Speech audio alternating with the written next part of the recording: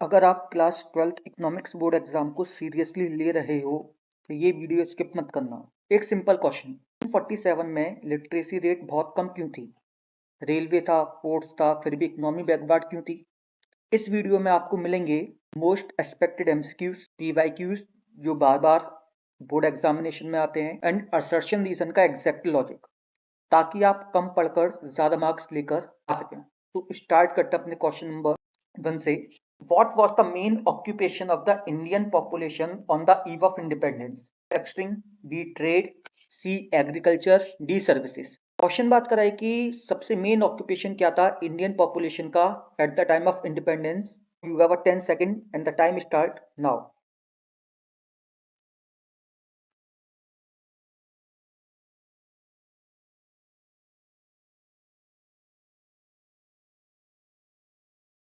So time up. So the answer is C, agriculture. On the eve of independence, 70 to 75% of India's population was dependent on agriculture, showing the backward and agrarian economy. करीब 70 से 75% जो population थी वो depend थी किस पर? Agriculture पर। Next question, which sector contribute the maximum share to national income during British rule? कि at the time of British rule सबसे ज्यादा कंट्रीब्यूशन किस सेक्टर का था? Number A primary sector, B secondary sector, option number C tertiary sector and option number D foreign sector. So the time start now.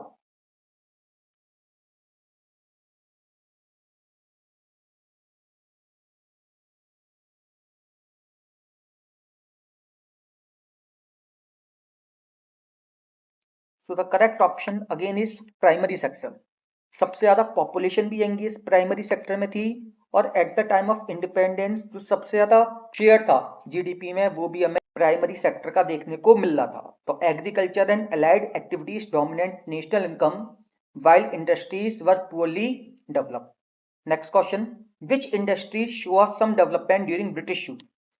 कि during the British rule किस industry ने थोड़ा बहुत डेवलपमेंट किया? Option number A iron and steel, option number B cotton textile, option number C electronics and option number D automobiles. Time start now.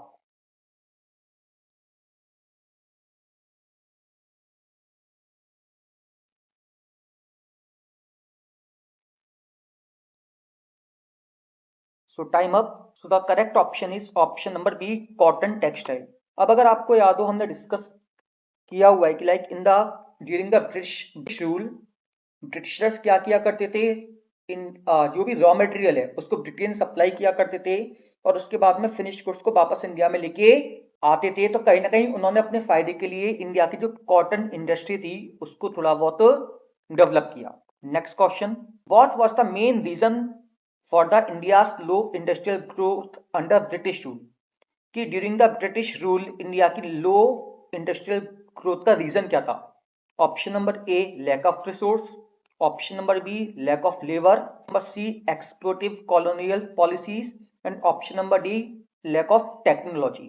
Time start now.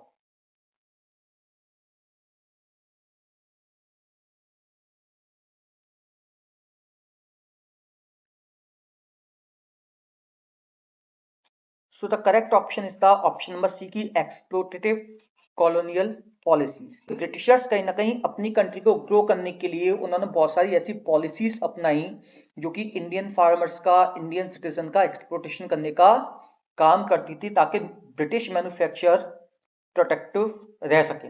Next question, which year marks the beginning of India's first modern industrial enterprise? कि India में जो सबसे पहली modern industrial enterprise थी वो किस साल में आई थी? Option number A 1850, option number B 18, option number C 1900 and option number D 1920। So the time start now.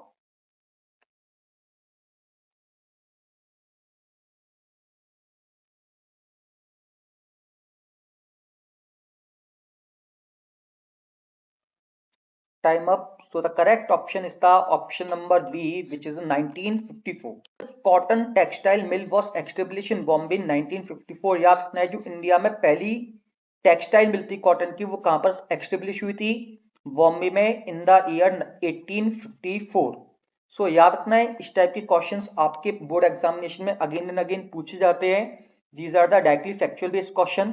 आता है तो आता है, नहीं आता तो नहीं आता, इसलिए इस टाइप के क्वेश्चन के you can take screenshot and उसको आप रिवाइज अगेन एंड अगेन कर सकते हो। Next question, which system lead the exploitation of the Indian farmer, कि ऐसा कौन सा सिस्टम था जो कि सबसे ज्यादा एक्सप्लोटेशन करता था इंडियन फार्मर का। Option number A cooperative farming, option number B substance farming, option number C zamindari system, option number D mix farming. Time start now.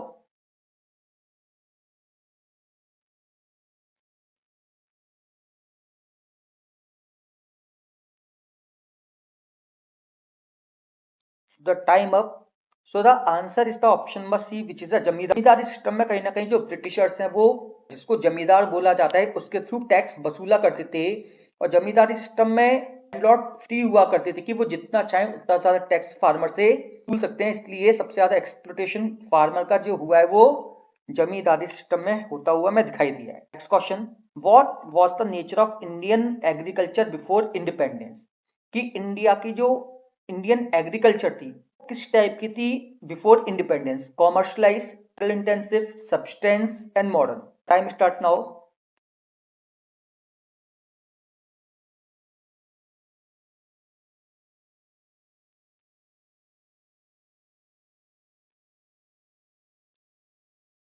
तो ये वाला क्वेश्चन आपका पूछा गया क्वेश्चन है, पीवाईक्यू है ये आपका। सो देखते हैं, आंसर इसका option number C substance farming. कहीं ना कहीं अंग्रेजों ने कोशिश तो करी थी कि लाइक जो हमारी सब्सटेंस फार्मिंग है वो उसको कॉमर्शलाइज कर सकें, लेकिन फिर भी वो इस पर्टिकुलर चीज में 100% कामयाबी उनको नहीं मिली थी, क्योंकि कहीं हमारे यहाँ पर जो टेक्निक थी वो आउटडेटेड थी, और साथ के साथ में ब्रिटिशर्स कुछ भी खर्चा नहीं किया करते थे उसको ग्रो करने के लिए। So the substance farming is the correct option. Next question, which crop was promoted by Britishers for export purpose, कि इनमें से कौन सी क्रॉप थी जो कि ब्रिटिशर्स प्रमोट करते थे for the purpose of export. Wheat, rice, Indigo, pulse. Time start now. याद करो महात्मा गांधी से लिंक है इसका।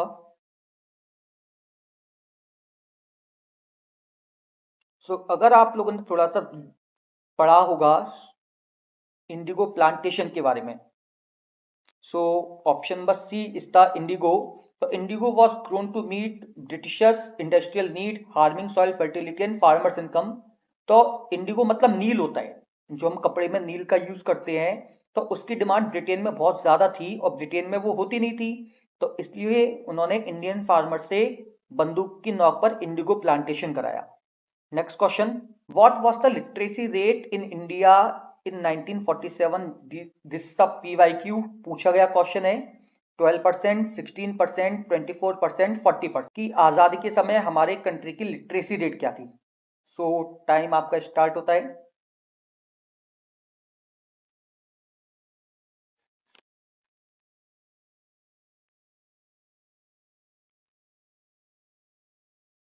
So the correct option is the option number B, which is a 16%. At the time of independence, India में only 16% population पढ़ी लिखी थी, because अंग्रेजों ने कुछ भी खास खर्चा नहीं किया था एडुकेशन पर। Next question, which sector suffer the most due to Britishers policy, कि ब्रिटिश पॉलिसी की वजह से सबसे ज्यादा इंपैक्ट किस पर आया है।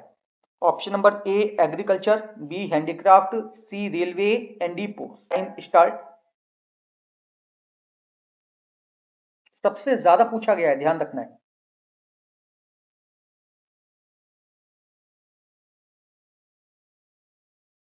शुक्ला, सभी पर इंपैक्ट आया, लेकिन अगर हम बात करें सबसे ज्यादा जो कि हमें देखने को मिला हैंडीक्राफ्ट पर, बिकॉज ब्रिटिशर से बहुत ज्यादा फिनिश गुड्स इंडियन मार्केट में आ रहे थे, तो कहीं ना कहीं उनके जो प्रोडक्ट हुआ करते थे वो चीप हुआ करते थे, सस्ते हुआ करते थे, जिस चक्कर में जो हमारे हैंडमेड गुड्स थे, हैंडीक्राफ्ट इंडस्ट्री थी, वो बिल्कुल खत्म हो गई थी। The condition of infrastructure during British rule, basic question है कि इंफ्रास्ट्रक्चर की क्या कंडीशन थी at the time of Britishers rule. Well develop, develop for Indian welfare, develop for colonial interest and absent. So time start now. Option number B और C, ध्यान से। सो infrastructure develop तो किया गया था, लेकिन किस लिए, खुद के लिए। So option number C is the correct option की develop for the colonial interest, कि उन्होंने जो भी रेलवेज बनाए, पोर्ट्स बनाए, रोड्स बनाए तो लेकिन किस लिए, ताकि वो और ज्यादा शिकंजा कस सके कहीं ना कहीं इंडियन मार्केट में। So option number C is the correct option. Next question, the following was not the feature of Indian economy in 1947, कि 1947 में कौन सा फीचर नहीं था इंडियन इकोनॉमी का? Low per capita income, high unemployment, balance industrial growth and wide spread poverty. Basic question है आपका, आपको जल्दी आंसर बताना है। What is the answer?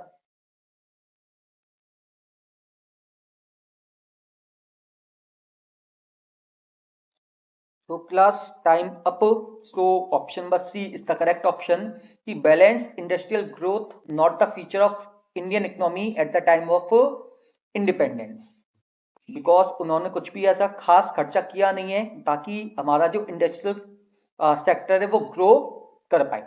Next question class, which type of unemployment existed widely in agriculture?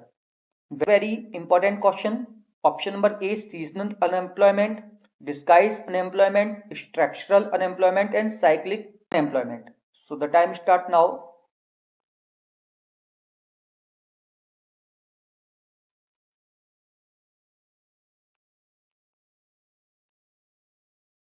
So class ध्यान रखना है, option number A and option number B both are correct, लेकिन बात करें कि सबसे ज्यादा कौन सा है, तो कहीं ना कहीं जो सबसे ज्यादा हमें अनएम्प्लॉयमेंट का टाइप देखने को मिलता है वो हमें देखने को मिलता है डिस्गाइज अनएम्प्लॉयमेंट, मतलब छिपी हुई बेरोजगारी। जितने लोग लगे हुए हैं फील्ड में उससे कम की रिक्वायरमेंट है, तो जो एक्स्ट्रा लोग हैं वो देखने में तो लग रहा है कि काम कर रहे हैं लेकिन उनका जीडीपी में कोई इंपैक्ट देखने को नहीं मिलेगा। So option number B is the correct option. PYQ था, ध्यान रखना है। You can take the screenshot if you want to. Next question, which Britishers policies cause deindustrialization in, किस पॉलिसी की वजह से इंडिया में जो इंडस्ट्रियलाइजेशन प्रोसेस था वो अपोजिट हो गया, उल्टा हो गया? Option number A free trade policy, option number B production policy, option number C import substitution and option number D export promotion. So the time start now.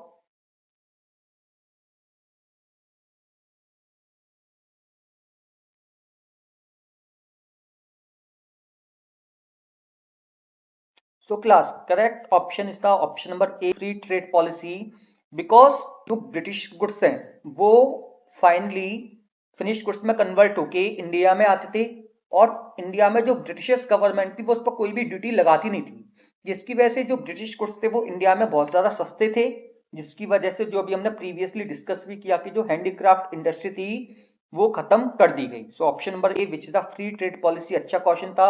You can take the screenshot, पीछे जाके आप screenshot इसका ले सकते हो।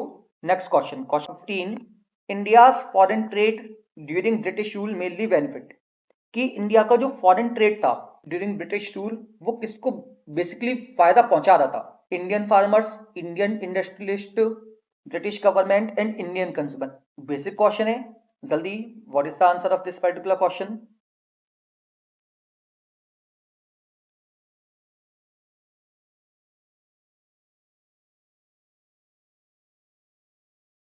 सो सीधा answer है option number C which is a British government.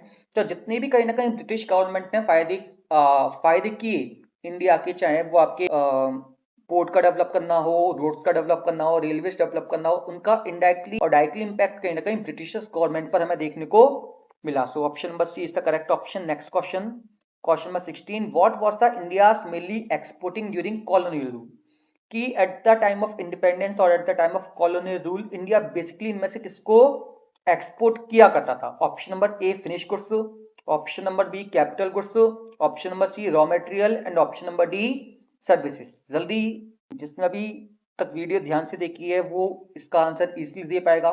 जल्दी। Class option number C which is raw material, तो याद रखना है कि इंडिया से रॉ मटेरियल ब्रिटेन में जाया करता था और ब्रिटेन से उस रॉ मटेरियल को फिनिश गुड्स में कन्वर्ट करके वापस इंडिया में लेके आया जाता था। So the option number C is the correct option. Next question, which sector show minimum growth under British rule, इनमें से कौन सा सेक्टर है जिसमें जो ग्रोथ थी वो मिनिमम हुई है? Agriculture, option number B trade, option number C industry, option number D transport.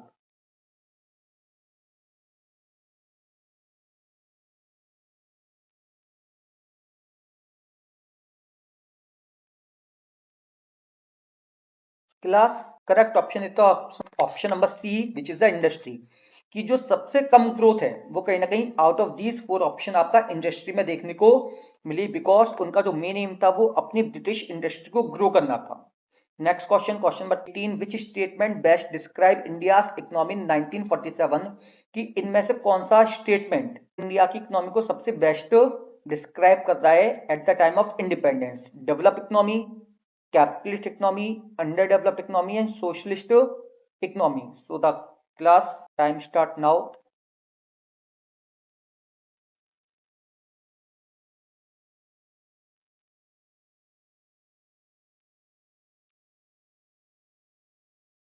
So the correct option is the option number C, underdeveloped economy। कहीं ना कहीं हमारी इकोनॉमी बिल्कुल भी डेवलप थी नहीं, जो हमारा डेवलपमेंट प्रोसेस था वो गोइंग ऑन था, इसलिए हमारी जो इकोनॉमी है that is the underdeveloped economy at the time of independence. Next question, question number 19, what was the main objective behind railways expansion in India? कि ब्रिटिश गवर्नमेंट ने जो इंडिया में रेलवे को एक्सपेंड किया, इसका मेन ऑब्जेक्टिव क्या था? Employment generation, industrialisation, national integration and resource exploitation. The class time start now.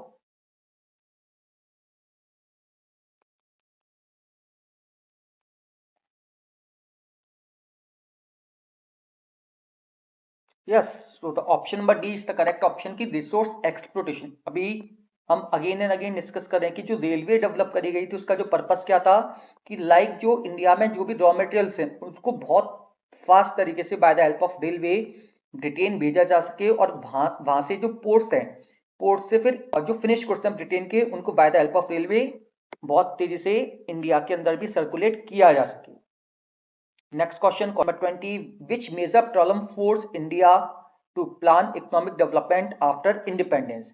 कि ऐसी कौन सी मेन प्रॉब्लम थी at the time of independence जो कि कहीं ना कहीं एक इश्यू क्रिएट कर रही थी इकोनॉमिक डेवलपमेंट में? Inflation, poverty and unemployment, physical deficit, trade and surplus.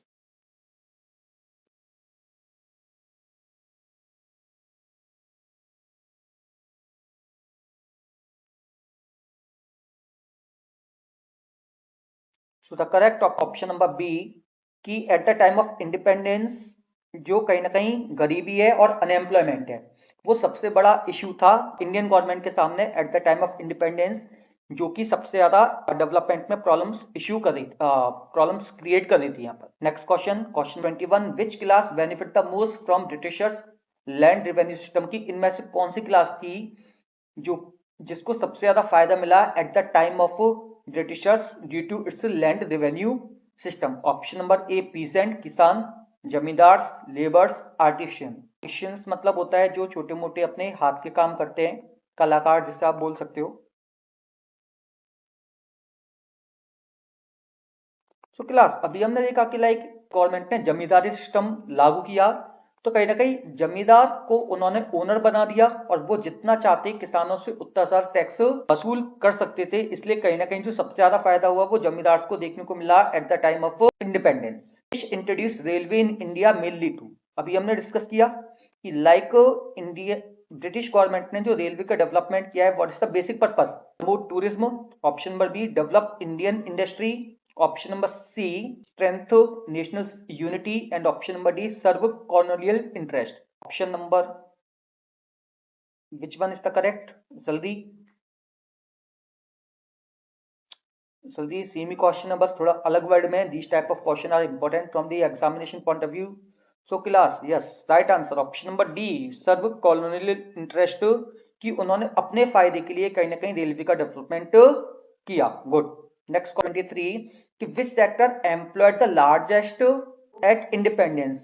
याद करो कि कौन सा सेक्टर था जिसमें सबसे ज्यादा लोग एंगेज थे at the time of independence? Option number A industrial, option number B services, option number C agriculture, option number D mining. Time start है, जल्दी।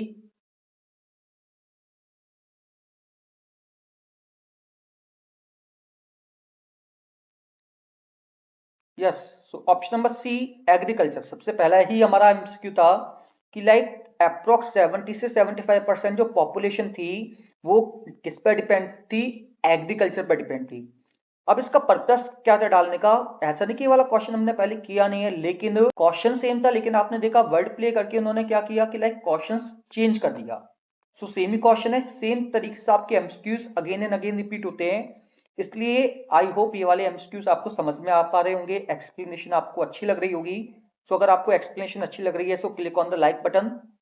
Next question, what was the main reason for India's low per capita income in 1947? कि इनमें से कौन सा reason है जिसकी वजह से इंडिया की जो पर कैपिटा इनकम थी 1947 में वो कम थी? Option number A high population growth, option number B low productivity, option number C colonial exploitation, option number D all of these. The time start now.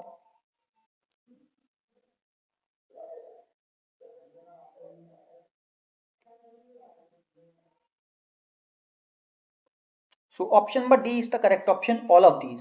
सो याद रखना है सारे के सारे फैक्टर, चाहे वो आपका पॉपुलेशन के रिगार्डिंग हो, चाहे वो लो प्रोडक्टिविटी के रिगार्डिंग हो, सारे के सारे फैक्टर थे वो कंट्रीब्यूट करे थे इंडिया की लो पर कैपिटा इनकम में।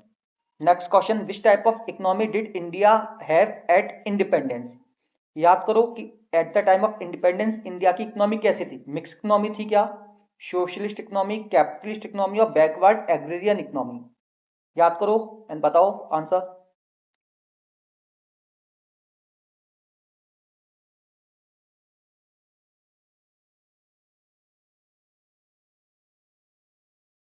Correct option is the option number D, backward agrarian economy. Agrarian economy actually ऐसी इकोनॉमी होती है जिस इकोनॉमी में एग्रीकल्चर का डोमिनेंस होता है। तो याद रखना है जो एग्रीकल्चर था वो बहुत ज्यादा डोमिनेट करता था at the time of independence, इसलिए हम इंडियन इकोनॉमी को at the time of independence agrarian economy बोलते हैं। Next question, which industries develop due to British needs during war? कि इनमें से कौन सी इंडस्ट्री थी जो कि डेवलप हुई है बिकॉज उसकी जरूरत ब्रिटिशर्स को थी? Sugar industry, iron and steel industry, cement industry and paper industry. जल्दी से बताओ कमेंट बॉक्स में।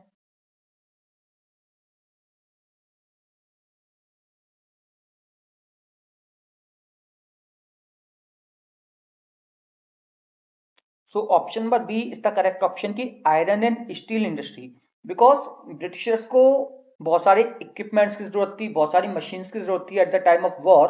तो आपको पता है कि उन इक्विपमेंट्स को बनाने के लिए, उन मशीन्स को बनाने के लिए कहीं ना कहीं आयरन एंड स्टील की हमें जरूरत पड़ती है। तो कहीं ना कहीं ब्रिटिशर्स ने अगेन अपने फायदे के लिए इंडिया में ये iron and steel industry develop करी। Next question, what was the India's position in world trade before independence? कि इंडिया की क्या पोजीशन थी at the time of independence? Option number A major exporter of manufacture goods, exporter of services, exporter of raw material and importer of raw material. जल्दी सभी का answer correct आना चाहिए इसका।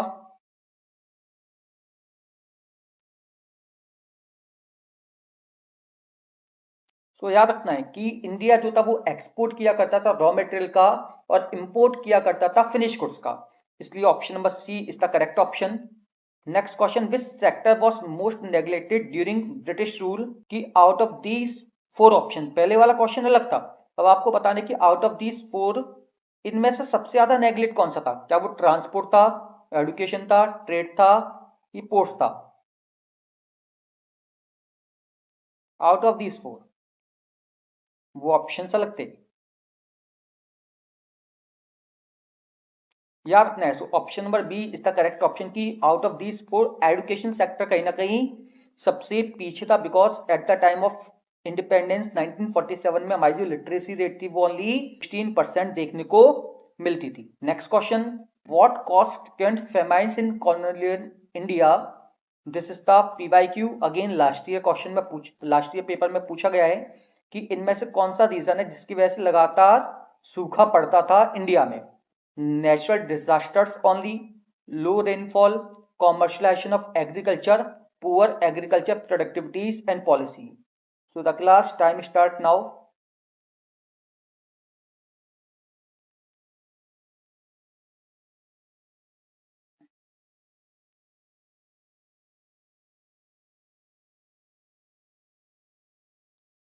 So याद रखना है poor agriculture productivities and policies, because Britishers ने बहुत सारी लाइक जमींदारी पॉलिसीज हो गया, फोर्स कॉमर्शलाइजेशन हो गया, सब्सटेंस फार्मिंग को दूर करना हो गया, कहीं ना कहीं बहुत सारी ऐसी पॉलिसीज थी जिसकी वजह से एग्रीकल्चर पर बहुत ज्यादा इम्पैक्ट हुआ। साथ के साथ में ब्रिटिशर्स क्या किया करते थे कि at the time of war वो अनाज को अपने सोल्जर्स के लिए बेच दिया करते थे, जिसकी वजह से इंडिया में बहुत बड़े स्केल पर फेमाइन क्रिएट हुआ भी था। Last question of this particular series और this particular video, which land revenue system existed in Bengal की, इनमें से कौन सा सिस्टम था जो कि बंगाल में था? रैयतबाड़ी, महालवाड़ी, जमींदारी और कोऑपरेटिव। जल्दी।